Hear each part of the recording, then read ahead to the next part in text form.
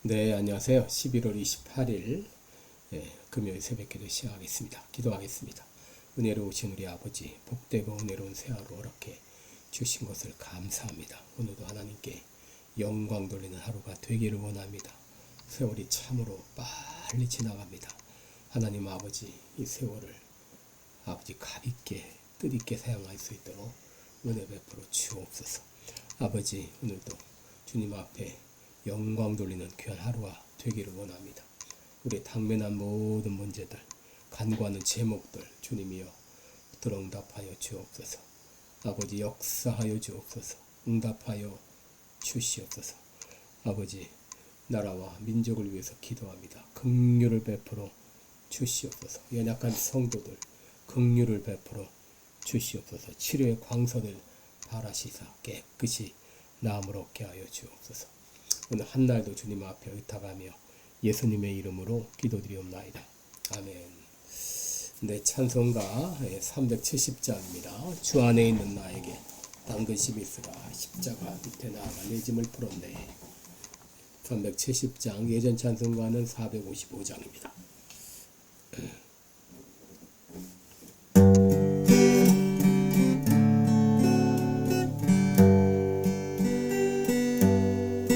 주 안에 있는 나에게 당근심이 있으랴 십자가 밑에 나아가 내 짐을 풀었네. 주님을 찬송하면서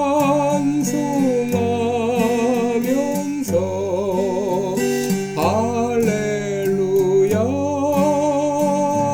할렐루야 내 앞길 멀고 험해도 나 주님만 따라가리.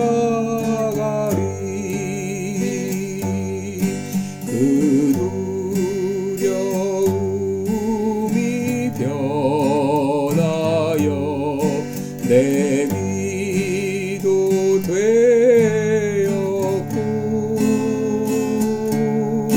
전날의 한숨 면하여 내 노래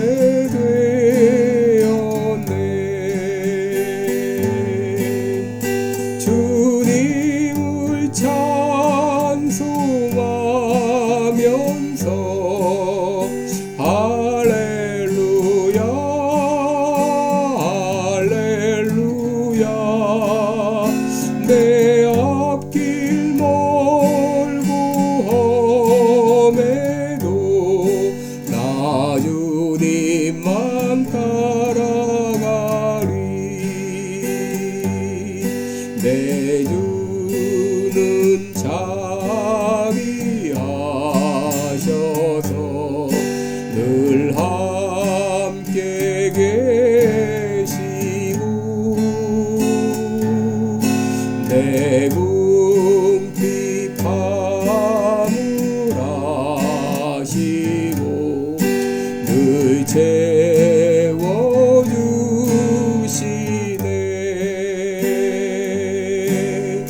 주님을 찬송하면서 할렐루야 할렐루야 내 앞길 멀고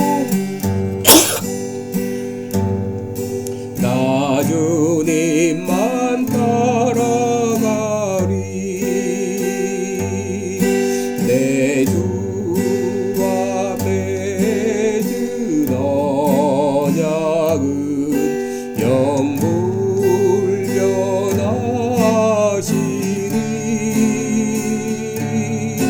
그 나라 가기까지는 늘 보호하시네.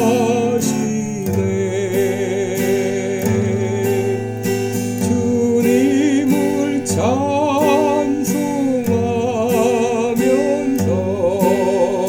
할렐루야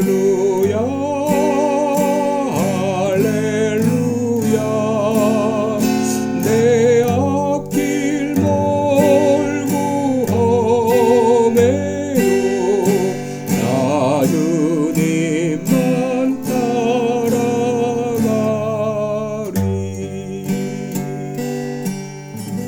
아멘. 네, 우리 오늘은 요한계시록 2장 18절부터 보겠습니다. 요한계시록 2장 18절부터 29절까지 제가 봉독해 드립니다. 두아디라 교회의 사자에게 편지하기를 그 눈이 불꽃 같고 그 별이 그 발이 빛난 주석 같은 하나님의 아들이 가라사대 내가 내 사업과 사랑과 믿음과 섬김과 인내를 아노라. 내 나중 행위가 처음 것보다 많도다. 그러나 내게 책망할 일이 있노라. 자칭 선지자라 하는 여자 이세벨을 내가 용납함이니 그가 내 종들을 가르쳐 꾀어 행음하게 하고 우상의 제물을 먹게 하는도다. 또 내가 그에게 회개할 기회를 주었을 때 그 음행을 회개하고자 아니한도다. 보지어다 내가 그를 침상에 던질 터이요 또 그로 더불어 간음하는 자들도 만일 그의 행위를 회개치 아니하면 그는 환난 가운데 던지고 또 내가 사망으로 그의 자녀를 죽이리니 모든 교회가 나는 사람의 뜻과 마음을 살피는 자인 줄 알지라.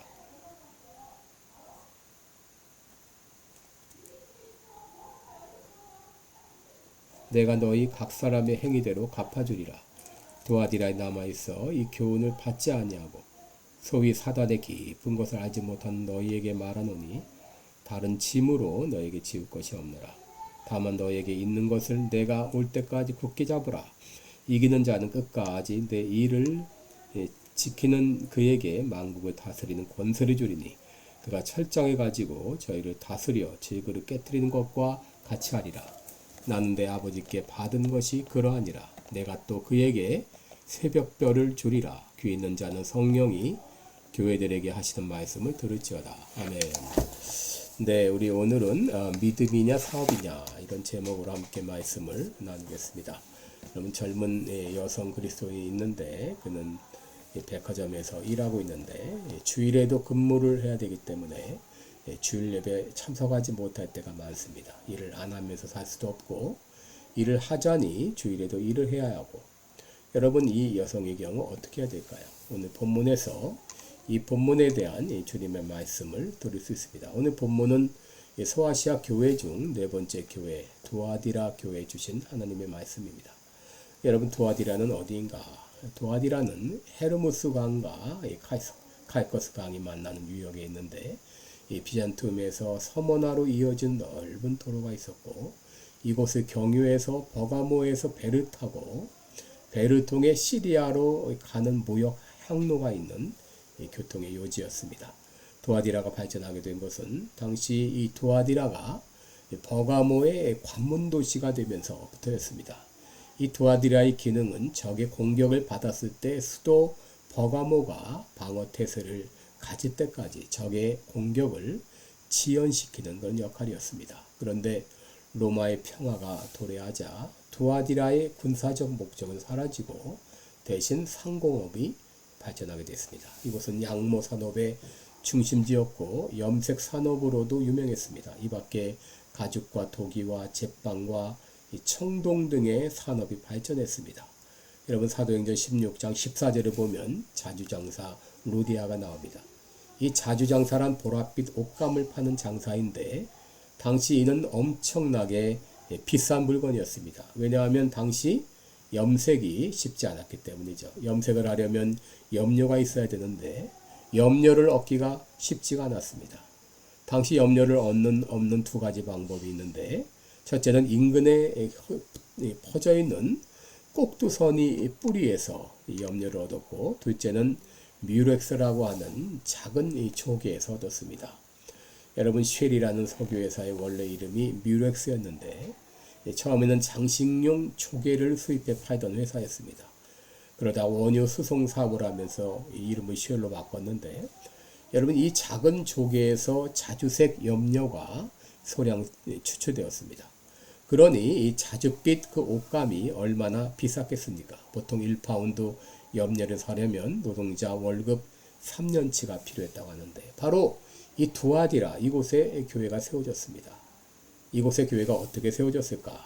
두 가지 설이 있는데, 첫째, 두아디라 출신 자주장사 루디아를 통해서 교회가 세워졌다는 그런 말과, 둘째는 바울이 에베소에서 3년 거주하면서 말씀을 가르치는 동안에 두아디라에서 왔던 사람들이 복음을 듣고 고향으로 돌아가서 교회를 설립했다고 하는 것입니다. 여러분, 예수님은 두아디라의 교회에 편지를 보내면서 먼저 그들을 칭찬해 주셨습니다. 19절에 보시면 내가 내 사업과 사랑과 믿음과 섬김과 인내를 아노니 내 나중 행위가 처음 것보다 많도다 라고 했습니다. 여러분, 예수님은 그들의 이 헌신을 잘 알고 계셨습니다. 여러분, 이 당시 두아디라에는 이 동업조합들이 많았고, 동업조합들은 막강한 힘을 가지고 지역 상권을 장악하고 있었습니다. 그 동업조합에서 했던 일이 정기적으로 신전에 올라가 제사를 드리는 일이었는데, 그들은 제사만 드릴 뿐 아니라 제사를 마치면 그 제물을 나누어 먹고, 이어 술판이 벌어지고 또 신전 창기들과 난잡한 성행위가 벌어지는 그런 곳이었는데, 이 사업을 하면서 동업조합에 협조하지 않으면 왕따를 당하고 결국 사업이 망하게 됩니다. 여러분, 이런 이 두아디라에 사는 그리스도인들은 어떻게 살아야 되는가? 그들은 예수 믿기 전에 동업조합의 일원으로 우상에게 절하고 또 잔치에 참여하고 난잡한 성행위에 참여했는데, 그리스도인이 된 후에도 그렇게 할 것인가? 아니면 거절할 것인가? 사업이 우선인가? 믿음이 우선인가? 친구가 우선인가? 아니면 하나님이 우선인가? 여러분, 이런 상황은 우리가 사는 가운데 삶의 곳곳에서 발생하죠. 일제시대 때 신사참배를 강요당할 때 신사참배를 용인하고 교회를 유지할 것인가? 아니면 문을 닫아야 될 것인가? 이런 갈등을 많이 겪게 되었습니다. 그런데 두아디라 교회는 여러 사람이 이 유혹에 넘어갔습니다. 두아디라 교회에 이세벨이라는 여인이 나오는데, 이 이세벨이라는 여인이 교인들을 유혹했습니다. 이 이세벨이 누구였는가? 두아디라 교회 감독의 부인이었을 것이다. 아니면 그 지역의 점쟁이였을 것이다. 여러 설이 있는데, 바로 이 이세벨이 교인들을 유혹을 했습니다. 20절에 보시면 그러나 내게 책망할 일이 있노라. 자칭 선지자라 하는 여자 이세벨을 내가 용납하리니 그가 내 종들을 가르쳐 꾀어 행음하게 하고 우상의 제물을 먹게 하는도다. 이 이세벨은 이 두아디라 교인들을 유혹하면서 믿음도 좋지만 살아야 되지 않겠는가 하면서 교인들을 유혹한 것이죠. 그래서 일부 교인들이 그녀의 유혹에 넘어간 것입니다. 21절 이하를 보면 또 내가 그에게 회개할 기회를 주었을 때 그 음행을 회개하고자 아니하노도다. 보지어다 내가 그를 침상에 던질 터이요 또 그로 더불어 간음하는 자들도 만일 그의 행위를 회개치 아니하면 그는 환난 가운데 던지고 또 내가 사망으로 그의 자녀를 죽이리니 모든 교회가 나는 사람의 뜻과 마음을 살피는 자인 줄 알지라. 내가 너희 각 사람의 행위대로 갚아주리라 했습니다. 여러분, 두아디라 교회에는 두 종류의 교인들이 있었어요. 유혹을 뿌리치고 끝까지 믿음을 지킨 사람들이 있었습니다. 24절에 보시면 두아디라에 남아있어 이 교훈을 받지 아니하고 소위 사단의 깊은 것을 알지 못하는 너희에게 말하노니 다른 짐으로 너희에게 지을 것이 없노라. 그러면서 다만 너희에게 있는 것을 내가 올 때까지 굳게 잡으라 라고 말했어요. 이렇게 믿음을 지킨 사람이 있는 반면에 이세벨의 유혹에 넘어갔던 그런 사람들도 있었습니다. 여러분, 예수님께서는 두아디라 교회에 말씀하십니다.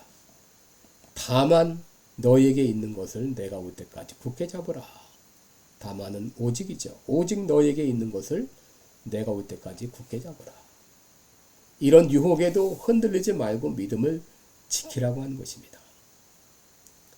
그러면서 예수님께서는 우리가 믿음을 지켜나갈 수 있는 이 놀라운 이 힘의 원동력을 우리에게 말씀해 주십니다. 첫째는 악의 세력은 결국 멸망을 당하기 때문입니다. 26절 이하를 보면 이기는 자와 끝까지 내 일을 지키는 그에게 만국을 다스리는 권세를 주리니 그가 철장을 가지고 저희를 다스려 질그릇 깨트리는 것과 같이 하리라 그랬습니다. 나도 내 아버지께 받은 것이 그러하니라. 여러분, 때로 우리 믿음의 사람이 이 땅에 살아갈 때 정말 나약한 사람들처럼 아무 대항도 못하고 그저 당할 수밖에 없는 그런 상황이 있을 때가 있죠. 그러나 하나님께서 우리에게 분명히 말씀하십니다. 그에게 만국을 다스리는 권세를 줄 것이다. 그가 철장을 가지고 저희를 다스려 질그릇 깨트리는 것과 같이 하리라 분명히 약속해 주셨습니다. 여러분, 초대교회 당시 교회는 로마 제국의 핍박을 받고 곧 사라질 것 같았습니다. 교회는 바람 앞에 등불 같았습니다. 그러나 교회는 살아남았을 뿐 아니라 후에 로마를 정복했습니다. 하나님께서는 끝까지 믿음을 지키는 자에게 승리를 약속해 주셨습니다. 둘째는 우리 주님이 우리와 함께 하시기 때문입니다. 28절을 보시면 내가 그에게 새벽별을 주리라 그랬습니다. 여러분, 새벽별이 의미하는 바가 무엇입니까? 광명의 새벽을 말합니다. 가장 캄캄한 밤에 별이 암문을 뚫고 빛을 비추는 것이 새벽별입니다. 이 새벽별은 예수님을 상징합니다.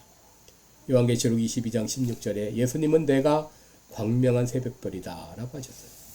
이 새벽별을 주신다고 하는 것은 가장 암흑한 순간에도 주님이 함께 하시겠다는 약속입니다. 초대교회 시절 한 사람이 교부 터툴리안에게 찾아가 상담을 했어요. 지금 생계를 위해서 어쩔 수 없이 우상을 만들어 팔며 생계를 유지하고 있습니다. 어떻게 해야 될까요? 그때 터툴리안은 말했습니다. 당신은 꼭 살아야 됩니까? 우상을 만들어 생계를 유지하느니 차라리 굶으라는 것이죠. 주님을 위해서라면 환난도 핍박도 고난도 감내할 수 있어야 된다고 하는 것이죠. 여러분, 오늘날 우리들은 두아디라 교회가 직면했던 문제와 동일한 문제에 직면해 있어요. 하나님이냐 사업이냐, 믿음이냐 사업이냐. 이때 사단은 우리에게 찾아와 유혹을 하죠. 믿음도 좋지만 살아야지. 혼자 잘난 체 하지 마. 그러다 죽으면 어떻게 하려고 해. 주님은 오늘 우리에게 분명히 말씀하시죠. 다만 너에게 있는 것을 굳게 잡으라. 여러분, 악인은 결코 승리하지 못합니다. 주님은 우리로 반드시 승리하게 하십니다. 새벽별 되시는 주님께서는 늘 우리와 함께 하십니다. 여러분, 우리가 죽을 것 같지만 죽지 않습니다. 믿음으로 살아가면 망할 것 같지만 망하지 않습니다.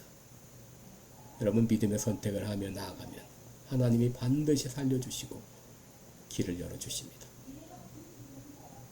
여러분, 다만 믿음을 굳게 잡고 앞으로 나아가는 여러분 되시기를 주님의 이름으로 축원합니다. 고맙습니다. 기도하겠습니다. 은혜로우신 우리 아버지, 참으로 악한 사단이 끊임없이 우리를 유혹을 합니다. 이럴지라도 우리는 끝까지 믿음을 지켜나가는 우리들 되게 하여 주옵소서. 감사드리며 예수님의 이름으로 기도합니다. 아멘. 네, 여러분, 오늘도 좋은 하루 되시기를 축원합니다. 고맙습니다.